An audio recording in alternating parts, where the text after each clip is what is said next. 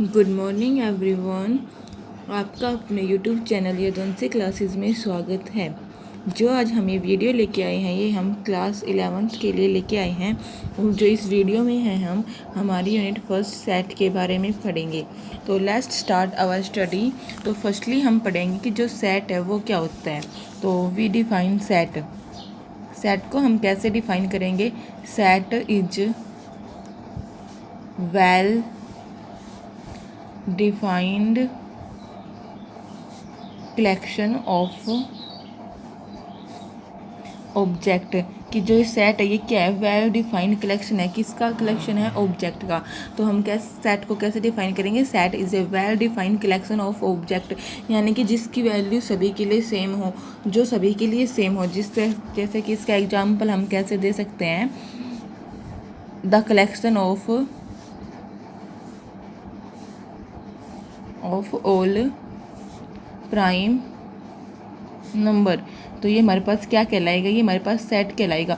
Set क्यों कहलाएगा? क्योंकि इसके जो प्राइम नंबर है वो सभी के लिए सेम होते हैं, ना कि किसी के लिए अलग होते हैं और किसी के लिए अलग। तो सभी के लिए इनकी वैल्यू क्या होती है? सेम हो जाने कि इनका जो कलेक्शन है वो क्या होता है? डेफिनेट होता है। सेकेंड एग्जाम्पल हम ले सकते हैं, the collection of all vowel in English.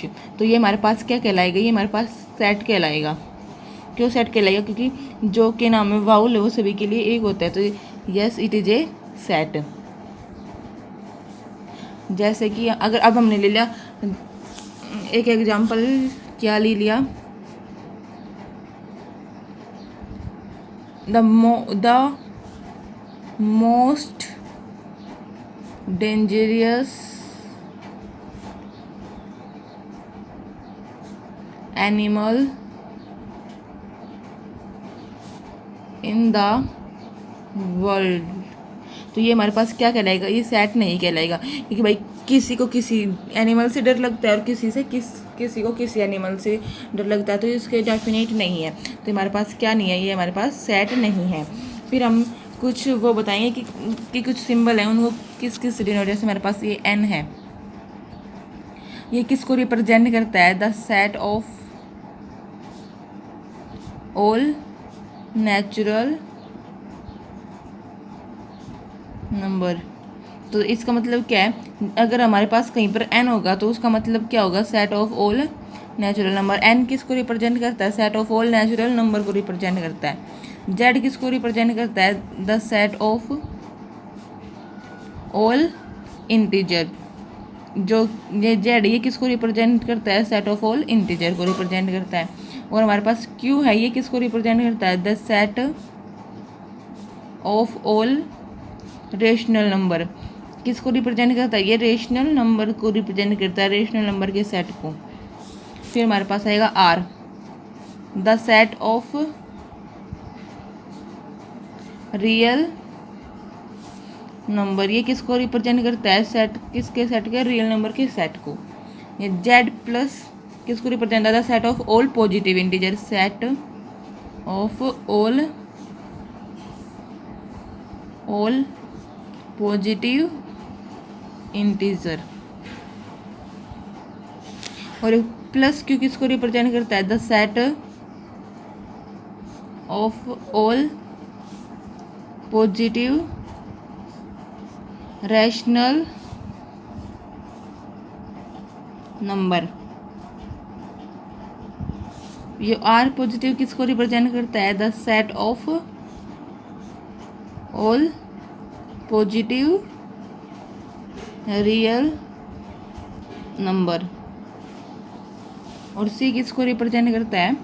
The set of complex number. मैं एक बार फिर से रिपीट कर देती हूँ इस पूरे को, कि जो सेट है वो क्या होता है? सेट हमारे पास होता है well is a well definite collection of object. क्या ये वेल डेफिनेट डिफाइंड कलेक्शन है किसका? ऑब्जेक्ट का। फिर इसमें हम एग्जाम्पल क्या लिख सकते हैं? The collection of all prime number, की जो कलेक्शन है किसका? प्राइम नंबर का, सही प्राइम नंबर को क्या हमारे पास क्या कहेगा? सेट कहलाएगा। The collection of all vowel in English alphabet, ये भी हमारे पास क्या क्या कहलाएगा? सेट कहलाएगा, क्योंकि सभी के लिए इक्वल है, सभी के लिए एक ही आएगा। या ऐसे कहीं the collection of factor of 12 है, ये जो 12 का फैक्टर वो भी सभी के लिए होता है। अगर फिर हम ये कहते हैं most dangerous animal in the world, तो ये हमारे पास क्या नहीं कहलाएगा? सेट नहीं कहलाएगा, क्योंकि किसी के लिए कोई एनिमल डेंजरस होता है, किसी को किसी से डर लगता है। फिर हम बताएंगे कि रिप्रेजेंट करते हैं जो एन है इसको, ये किसको रिप्रेजेंट करता है? The set of all natural number को रिप्रेजेंट करता है। हमारे पास जो जेड है वो करता है the set of all integer को। क्यू है वो रिप्रेजेंट करता है the set of all rational number को। आर रिप्रेजेंट करता है the set of all real number को। और जो जेड प्लस है किसको रिप्रेजेंट करता है? Set of all positive integer को। क्यू प्लस है ये किसको रिप्रेजेंट करता है? The set of all positive real number को। और जो इस आर पॉजिटिव ये the set of all positive real number को। और जो सी है वो क्या करता है? Represent the set of all complex number. अब हमारे पास क्या है? दो वे है क्या किसको एक्सप्रेशन करने के? सेट को एक्सप्रेशन करने के। तो we can write that 2 ways of expressing a set. कितने वे हैं हमारे पास किसी भी सेट को एक्सप्रेशन करने के? 2 वे हैं। तो फर्स्ट क्या है हमारे पास? ट्यूबुलर और रोस्टर फॉर्म। जो फर्स्ट है उसको हम क्या कह सकते हैं? Roster form. कि जो एक सेट है वो रोस्टर फॉर्म में कैसे लिखा जाता है? तो ऐसे क्या इसको हम कैसे डिफाइन करेंगे? In this form we list all the element of a set separating them by means of commas and enclosed them in curly bracket। जो रोस्टर फॉर्म है इसके अंदर हम क्या करते हैं? जो ये फॉर्म है इसके अंदर हम क्या करते हैं? जो लिस्ट होती है किसकी? एलिमेंट की, उनको हम किससे उसमें पुट करेंगे और किससे सेपरेट करेंगे? कॉमा से सेपरेट करेंगे और उनको किसके अंदर बंद कर देंगे? इनक्लोज्ड करली ब्रैकेट के अंदर बंद कर देंगे। जैसे फॉर एग्जांपल हमारे पास कोई सेट है, if A is the set consisting of the prime number between 1 and 10। कि हमारे पास क्या है? एक सेट है। क्या ऐसा सेट है? प्राइम नंबर का सेट है जिसके अंदर कितने से नंबर हैं? 1 से 10 तक नंबर है। तो हम एक को कैसे रिप्रेजेंट करते हैं? टेबुलर रोस्टर फॉर्म में 2 3 5 7। अब हमने बताया था कि जो रोस्टर फॉर्म है उसके अंदर हम क्या कैसे रिप्रेजेंट करते हैं? बीच में क्या लगाते हैं? हम कोमास लगाते हैं। और क्या नाम है उसको किसके अंदर इनक्लोज करते हैं? करली ब्रैकेट के अंदर। फिर हमारे पास सेकंड फॉर्म है वो है सेट बिल्डर फॉर्म।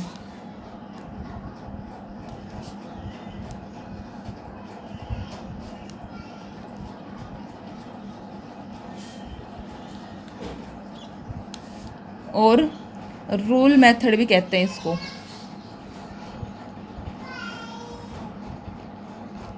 इसके अंदर हम क्या करते हैं? इन दिस फॉर्म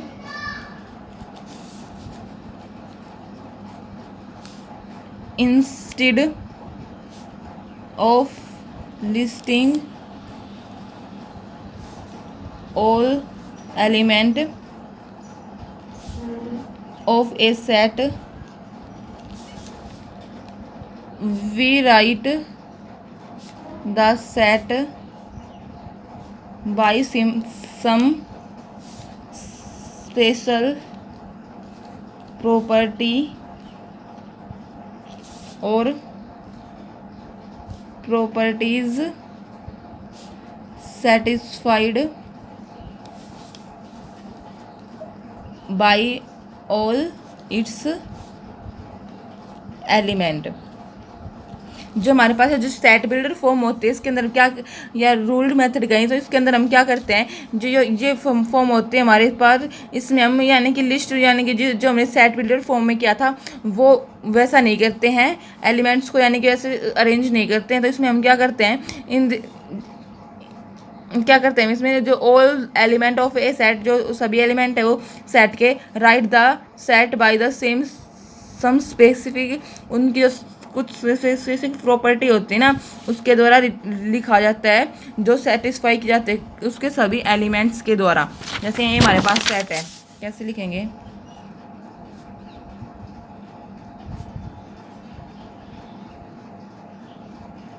इसका मतलब ए इज इक्वल टू में x into x has the property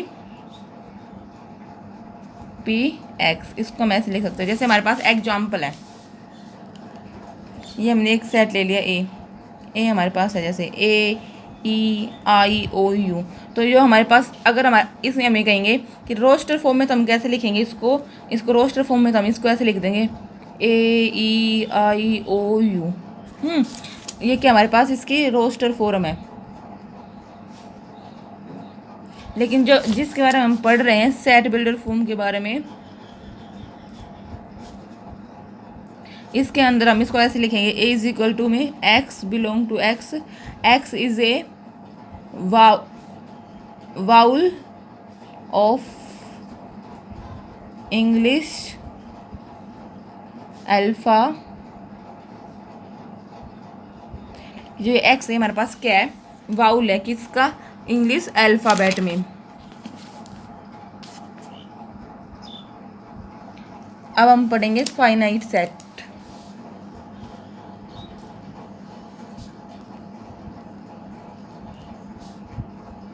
जो ये फाइनाइट सेट है ये क्या होता है जो ये सेट होता है इफ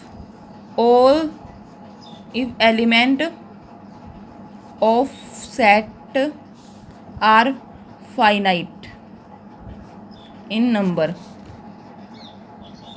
यानी कि अगर कोई सेट हमारे पास और उसमें जो नंबर्स है वो क्या है निश्चित है कि भाई इतने ही नंबर्स हैं।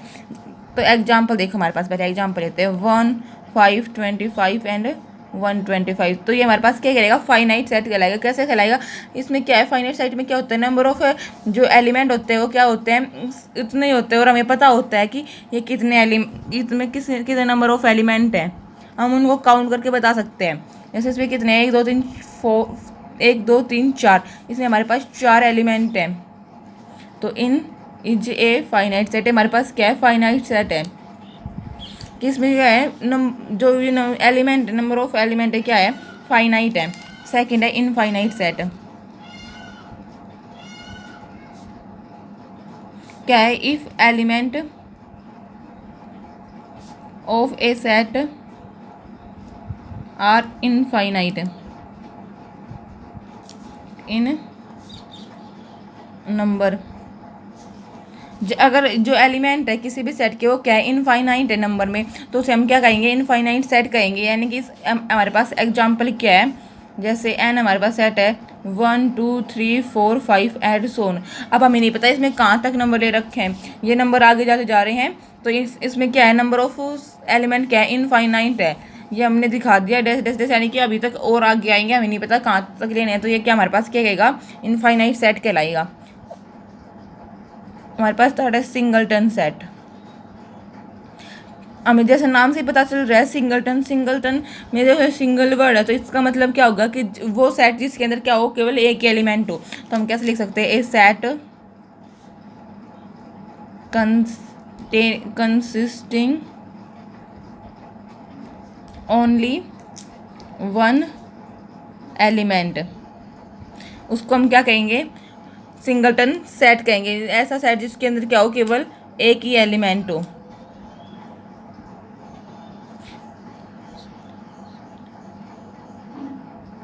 एग्जाम्पल हमारे पास लेंगे हम जैसे ए हमारे पास है x 11 less than x less than 13 and ये हमारे पास कौन सी फॉर्म है सेट की, ये हमारे कौन सी फॉर्म है, हमारे पास रोस्टर सेट बिल्डर फॉर्म है।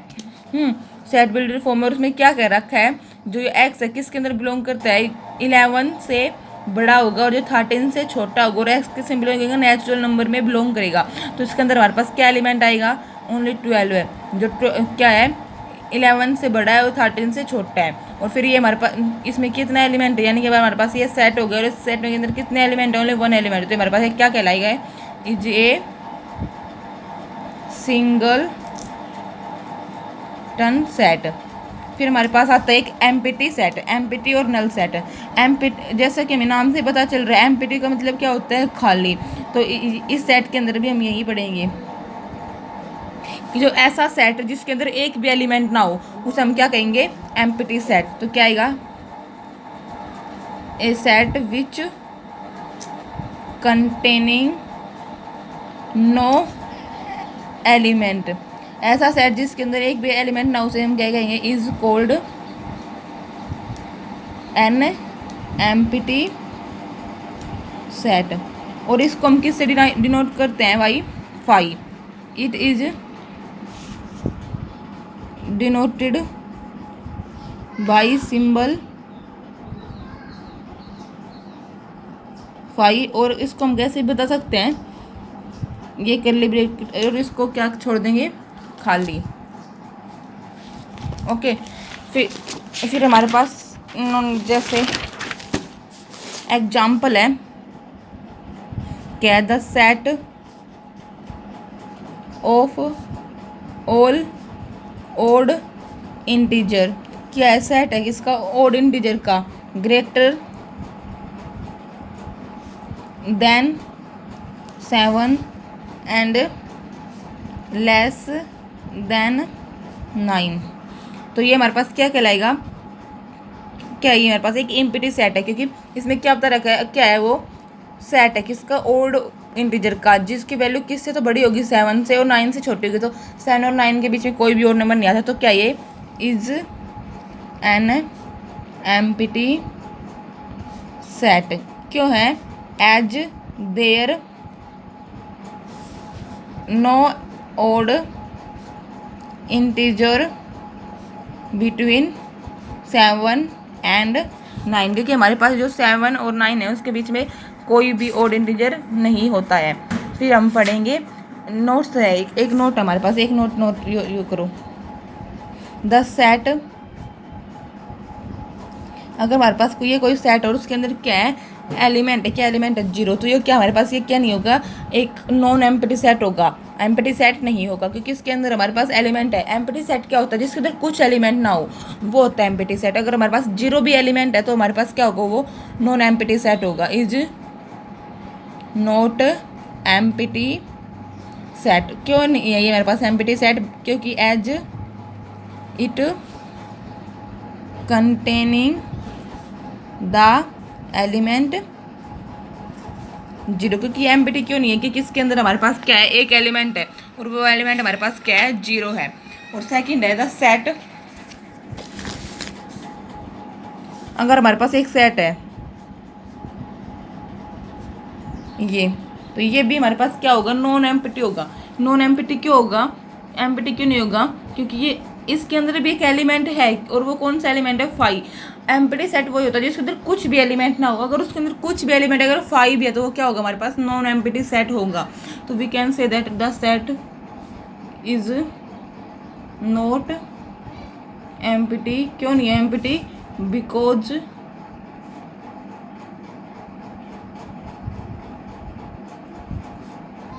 द सेट containing एलिमेंट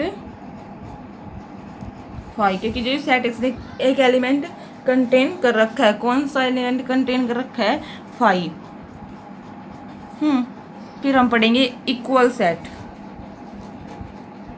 ये हमारे पास हमारा लास्ट टॉपिक है आज का।